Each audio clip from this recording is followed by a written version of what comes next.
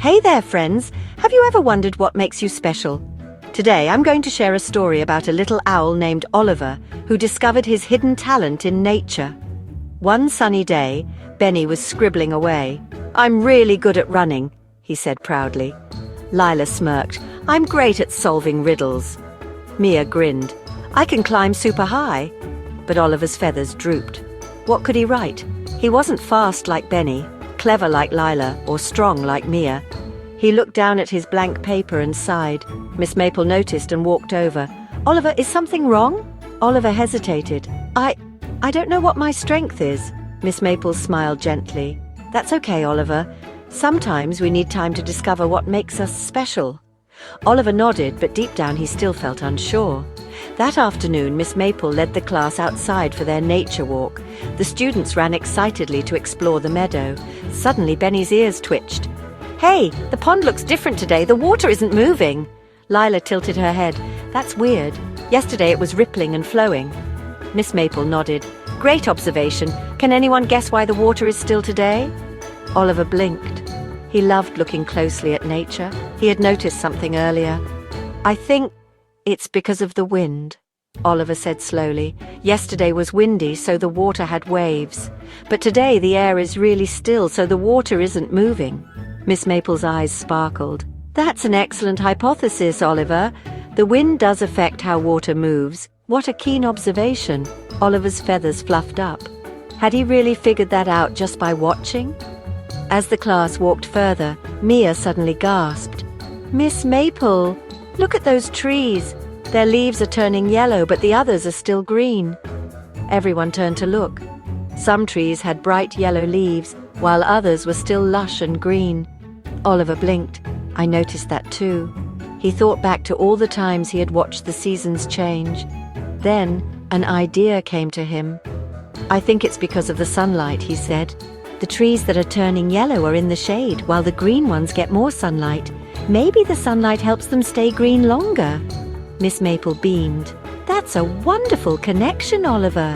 You've been paying close attention to nature, and that's a very smart observation." Just then, Benny's nose twitched. "Ew, what's that smell?" Everyone sniffed the air. A strong, earthy smell floated from the ground near a pile of fallen leaves. Lila wrinkled her nose. "It smells kind of like bad fruit." Oliver crouched down and poked at the damp leaves. He noticed tiny mushrooms growing and the dark, rich soil underneath. "I think it's the leaves rotting," Oliver explained. "When leaves fall, they start to break down and turn into food for the soil. That's why it smells different." Mia's eyes widened. "So the leaves don't just disappear. They turn into new soil." Oliver nodded. "Yep, and that helps new plants grow." Miss Maple smiled. "That's a great observation, Oliver. Nature has its own way of recycling." The class continued walking when Lila suddenly pointed at the sky. "Why are the birds flying in a V shape?" Oliver looked up and grinned. He had seen this before and had even asked his grandfather about it. "They fly like that to save energy," he explained. "The bird in front breaks the wind, and the ones behind don't have to flap as hard. They take turns leading so they don't get too tired." Benny's ears perked up. "Wow! So they help each other just like we do in class." Miss Maple nodded. "That's right, Benny. And Oliver, once again your gift of observation has helped us understand something amazing about nature." Lila grinned. "Oliver, you're like a nature detective. You always notice things before we do." Oliver's feathers fluffed up with pride. Maybe his strength wasn't running fast or solving tricky riddles. Maybe his strength was understanding the world around him. At the end of the day, Miss Maple gathered the class. "What did we learn about self-awareness today?" Benny wiggled his nose. "That everyone has different strengths," Lila added. "And sometimes they're not easy to see at first." Miss Maple nodded. "That's right. When we understand what we're good at, we can use our strengths to help others."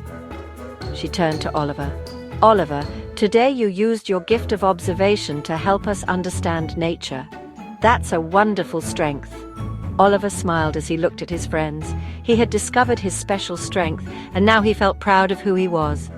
And from that day on, whenever someone had a question about nature, they knew exactly who to ask. Oliver the Owl, the best nature observer in forest school. Thanks for watching, friends. Remember, it's okay to take your time to discover what makes you special. See you next time.